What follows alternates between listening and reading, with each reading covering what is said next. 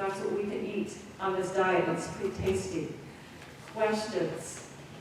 Yes, Nina? You know the Eat Bacon, Don't Jog, No Lotion? I love that book. She said, do I know about that book, Eat Bacon, Don't Jog? Don't jog, yeah, particularly for women, it's hard on us to jog. Yeah, so, and more of just a book talking about, like, really in layperson's terms, that it's dietary change is the most important part to being healthy. Yes, exercise is important. We really want our patients to exercise. There's so many good things about exercise, but it's not for weight loss. It's other things that is good. So, yeah, that's a good book. And very bad. Did any of the doctors that you've gathered information from discuss the condition of ketoacidosis? Good question. Thank you. Yes. Yes. So, and there is some confusion between the term ketosis and ketoacidosis. Ketosis is a state where you're fat burning. You're using fat for fuel. Ketoacidosis is when you have too many ketones in your blood and you don't have any insulin. You're not able to produce insulin. So in the absence of insulin, you become too acidic with the ketones in your blood and you can die. This can only happen in someone who cannot produce insulin, such as a type 1 diabetic.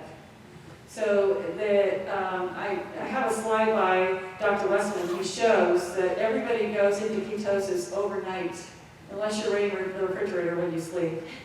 You are fasting overnight and you go into ketosis. Say you go into up to a 10-day fast, not eating, you still are not in ketoacidosis because you can produce insulin. But if you cannot produce insulin, then you get that very dangerous ketoacidosis. So you do not get ketoacidosis from a ketogenic diet. Yeah, good question. Yes. What about those with type 1 diabetes? Because I noticed that it was on there as it's a good condition to treat. For actually type 2 diabetes, it absolutely cures type 2 diabetes. Type 1 diabetes, it can be used also. It has to be carefully monitored just for the thing we're talking about, that you don't want to have all this ketones in your body and no insulin, right? So there is a great website, Robert Bernstein, who is 84 and has a physician and has had type 1 diabetes since he was 12, and so he's studied it extensively, and he uses a ketogenic diet to help manage it so he doesn't need as much insulin. We know type 1, people with type 1 diabetes, they want that chocolate cake, so they give themselves some insulin and they eat the chocolate cake, right? So we want to prevent them from having to give themselves so much insulin. We can keep their blood sugar at a good level with less insulin if they're using a ketogenic diet, but it has to be monitored. Yes? How did you address the emotional side of this? Because I can only imagine that taking away so much carbs in your diet could affect your mood and your energy levels. Especially So that is a really good question. Thank you. Interestingly, because when you saw that response, that blood sugar response, insulin response, and what happens is that the carbs are going way up and we're going way down, this is a person who's very labile. My sister is bipolar. She said when she went on a ketogenic diet, her mood is more stable because I'm not getting these blood sugar swings, right? And so one thing that happens too is that when we eat carbohydrates, it sets off endorphins in our brain, the feel-good stuff, right? That's why they're called comfort foods. But then we have the blood sugar crash and we feel worse. And so when instead we're using fat, our blood sugar stabilizes, our energy level stabilizes, we actually have more energy. But it takes about 2 weeks to transition. In that 2-week period, you can have what we call the keto flu, or the carb flu, kind of a carb hangover. As you're changing from sugar burning to fat burning, you can feel pretty bad. And so we really need to support that person for 2 weeks to make sure they get to the good feeling part. And they will, all of a sudden, they're vacuuming at 10 at night because they have so much energy. And it will be a dramatic change in energy, but they have to get to that switch to being fat burning, so they get that feel good. If they give up before they get there, then they never know the benefit of it. Yeah. Yes.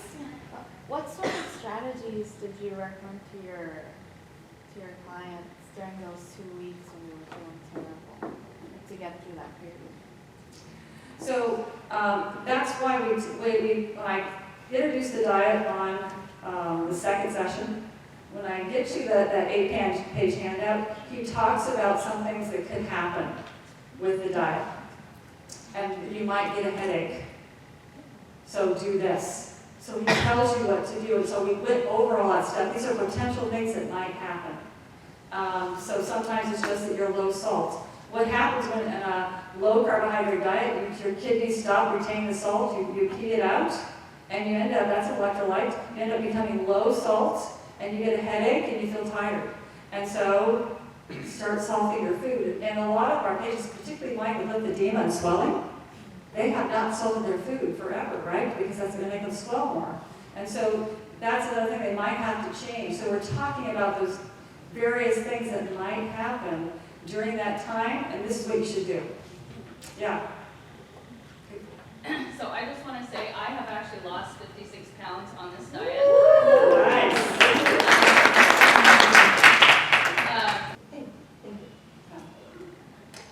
Did you have any difficulty or pushback from, or difficulty for patients who have a diabetic counselor or nurse or doctor telling them one thing and you telling them another, or? Right. So if a person has come to me and their physician has told them to eat a certain way, I'm not going to counteract that. That is, I might say, you might want to check out this website, but I am not going to tell them to change what their doctor's told them to do, right?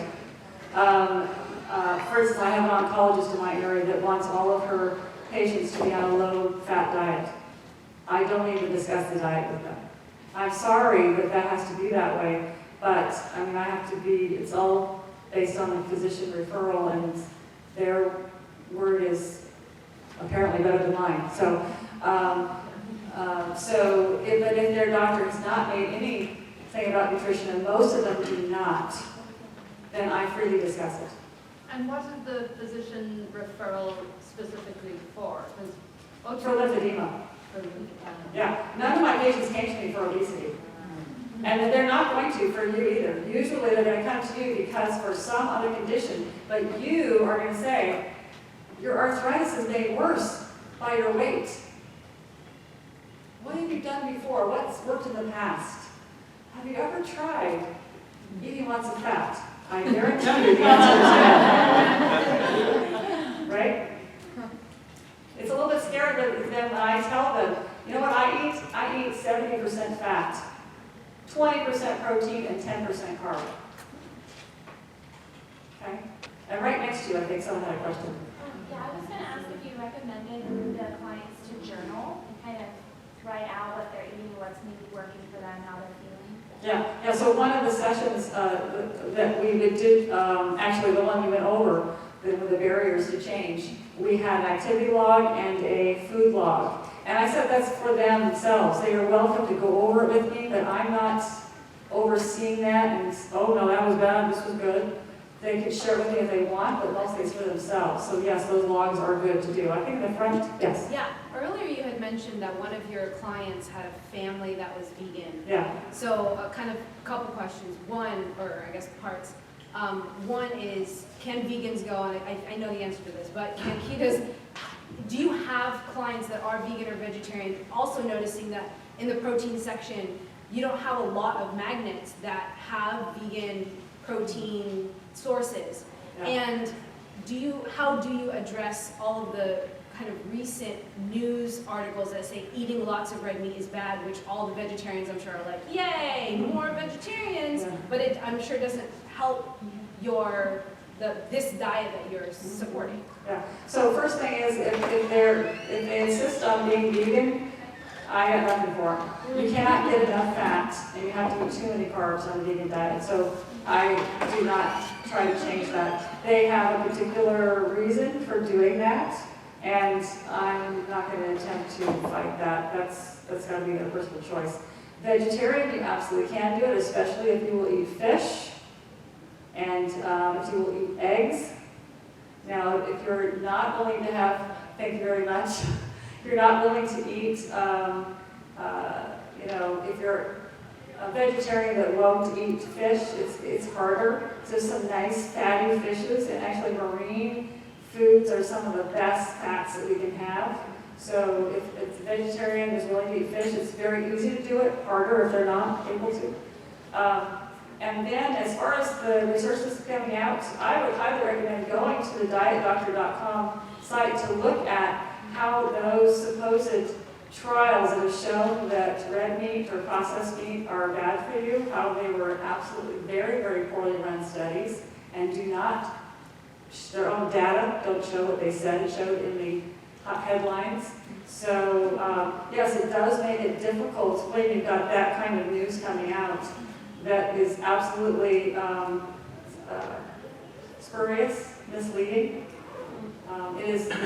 It's just not, when you look at actually read the whole study, and they're making leaps that are not found in their data. Other questions?